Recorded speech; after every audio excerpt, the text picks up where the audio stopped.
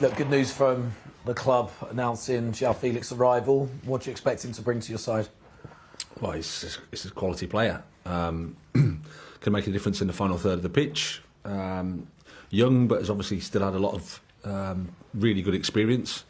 So he's just a quality player that gives everybody a lift. Was this a deal that came out of the blue, or was it something you've been working on, or the club's been working on behind the scenes for quite a while, and has it been accelerated because of the injury situation? No, we've been aware of it for a while. These things don't happen quickly, but obviously the injuries have maybe sharpened the focus a little bit. But still, it's nice to get him here, get him training today. So that's positive for us, and then we'll see for the game on Thursday. So he was registered in time for tomorrow night's game. We're still waiting for that. Still waiting for the confirmation to actually play, but he was around today. I wanted to ask you, why didn't it work out for him at Atletico, do you think? Or why hasn't it at the moment? I have no idea. It's not for me to sort of speculate on at all. I think sometimes these things happen in football, but for us, it's about he's a good age. The quality's there. He's a fantastic player. Like I said, his qualities in terms of playing as a second striker in between the lines, making something happen in the final third. So we're looking forward to working with him. And transfer-wise, it's been a busy January transfer window so far for the club. 4 new arrivals already. Is there still time for more to come in? Well, there's time, and whether we'll find the right players or not is another thing. But there's time. As I've said before, you have to look in this window to make the right decisions. But it isn't straightforward because it's complicated. We're happy with what we've done so far, but we'll keep going to try and help the team. And now, building up to tomorrow, have you got an update on team news? I know we were waiting to hear about Christian Pulisic, length of time, Raheem Sterling, Yep. Pierre's a back issue, was it, against Manchester City? What's the latest? No, Pierre's fine, so he'll be in the squad for the game. Christian's a couple of months, we think, hopefully less, but that's Timeframe there. Raheem, less, but still evaluating the actual extent of it, but hopefully less than that. And any other players likely to return any sooner at all? No, I mean, we're making progress. Ruben's getting closer, Ben Chilwell's getting closer. Reece was out on the grass today, not training with the team, but training on his own. N'Golo's first couple of days out on training on his own as well, but still got a long way to go. So it felt a bit more positive, to see the guys out there. It gives people a lift. Finally, for me, obviously, back in Premier League action, just 1 win in 9. You don't need me really to point that out for you. Do you feel under pressure? Do you feel this is the most pressure you've had in management so far? Do you feel you desperately need a result tomorrow night? Well, I think you always feel pressure, and the higher you go, the more pressure there is from the outside, I guess, pressure, noise, whatever you want to describe it as. And especially a club like Chelsea, the responsibility, the history, the tradition of the club, the demands of the club. Whenever you don't get the results that you want, then of course there's noise, there's criticism, there's everything that you'd expect. Then you just have to try to put it into perspective and try to keep going with your job and keep trying to improve and stay strong and get through. Thanks, Graham. Thank you. PLP. Hi, Graham. Hi. Looking back at the most recent performance against City, it wasn't the result you wanted against City, but how encouraging was it? Despite the early injuries, your players still showed a lot of intensity, created chances. Yeah, I mean, it was a positive performance overall. We were pleased with lots of things we did. Like I said, after the game, not easy to recover from the 2 key ones we lost, but the players did it in a good way. I think Manchester City are obviously a top opponent, and having said that, we matched them, and it was quite an even game. I thought in that Stamford Bridge game. So there's positives to take from there. Looking at Fulham tomorrow, how impressed have you been with them, with the way Marco Silva has been leading them so far this season? Yeah, he's done a fantastic job. Promotion, they have the belief, they're built on that. Really well organised, in and out of possession, know exactly what they're doing, and they're a tough team to play. So he's done a fantastic job. We saw Fulham so far against the big teams like Arsenal, Liverpool, and Man United, played with a lot of courage. Is that something you expect for them tomorrow, especially at home? They play with courage. They play with personality. The points they have, they're not an accident. They've earned them. They deserve them.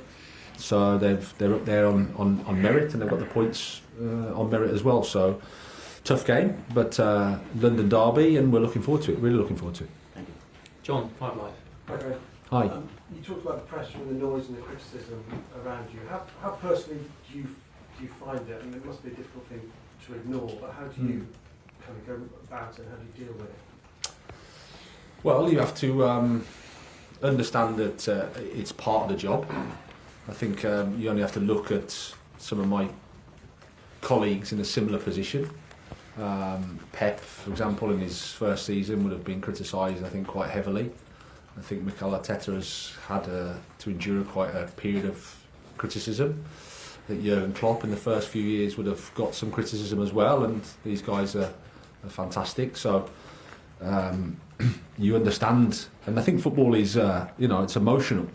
When you lose, you don't really think about it. You feel it. You feel the pain, you feel the suffering, you feel the discomfort, and sometimes it's hard to understand the why, and it's easy just to blame somebody. So and I'm sitting here saying, well, it's not like I've been absolutely perfect, so they're not completely wrong.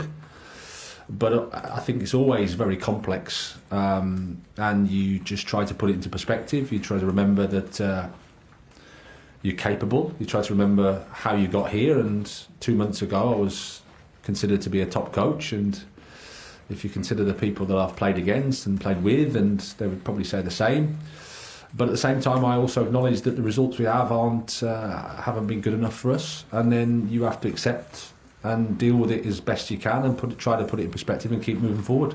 And have you spoken to the owner at all? Do you speak to him regularly about the situation? What's he said to you? Yeah, I've spoken in regular dialogue with all the owners. They've been really supportive. Fantastic. Speak on a regular basis, 2 or 3 times a week, I would say, they've been nothing but supportive. And is one of your big challenges trying to lift your players? Because I suspect confidence is now, no matter the lack of it, is a massive issue, isn't it? Well, it wasn't so long ago we played well against Bournemouth. We played against Manchester City, a good game. Back-to-back games against Manchester City in the space of three days, and the second game in the Etihad, in the moment that we were in, isn't the best fixture you can ask for in the world. That's for sure. And yeah, we're not in a top moment, but these guys are experienced. They're honest. They've been fantastic to work with throughout. They're hurting just like everybody else is. So we have to take our responsibilities. We have to face up to our responsibilities and do our best and try to get the 3 points. Moves to sport. Graham, it's clear that it's not going to be a quick fix getting Chelsea back to where they were. How much time do you personally think you're going to need? Well, it's not like I can give you a time frame. I don't know, that would be strange for me to do if I had that sort of intelligence to be able to foresee that time there. I mean, what I would say is at the moment, if you just look at what we have at the moment and where we're at in terms of the players that we've got unavailable, it can skew the picture a little bit. So if we had those guys back, then the picture changes. I really do. I don't think we're as far away as we may think from the outside. But at the same time, you have to keep going from window to window, keep trying to improve the squad, keep trying to improve the culture, keep trying to develop the football idea, keep moving forward. As much as these periods are not nice, and they're not, I think sometimes you have to use them as a way to get through them and be stronger as a result of it. But at the time, it's not pleasant. It would seem that the only thing you can win this season is Champions League if you win that competition. But top 6, top 4, is that still an objective? Well, I think it's always an aim. We've got a lot of points to play for, but at the same time, I think I'll be wasting my time if I'm worrying about what we're going to do in 5 months' time. I need to focus on the next day's training and the next match. That's where we're at the moment. We can improve a lot.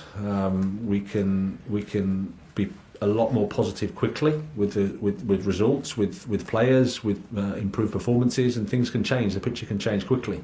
But at the moment we're suffering and we have to accept it, but work through it. And finally, with Joao Felix, he has played as a central striker for Atletico Madrid as well as out wide in a number 10 position. The central striking position here at Chelsea, bar Drogba and bar Costa, has been a problem for 20 odd years. Is he going to be a man to come in and help solve that problem for you? Or are you going to play him elsewhere? My thoughts are that you have to fix the team, and it's not just one person to solve your problems. I think you have to fix the team, you have to attack better, create more chances, and then I think whoever's playing there can score and the team can win. That's what we have to do, that's the focus, but clearly Joao's a top player, he's a talented player and he can help the team. Okay, last question in the broadcast section, Liam, Athletic. Hi Graham. Hi. Just to follow up on Felix, I know you're waiting to find out if he's registered for Fulham, but how confident are you that he can make an immediate impact in a new team, a new league, and what are the qualities do you think he gives you that the other forwards, that maybe complement the other forwards that you have? Well, he's been training regularly and he's had game time, so I think from a physical perspective he can go in. I mean, it's always a little bit unknown because you're going from one country to another country and there's always an adaptation period, but in terms of how long that takes, it can go from case to case and player to player. I look at him, I see a confident person, a confident player that's able to impose himself on the game. His personality, his attributes are that he can take the ball, he can take it in tight spaces, make the difference in the final third, make some passes. I think he complements what we have as well, so he's a nice addition. We're really looking forward to working with him.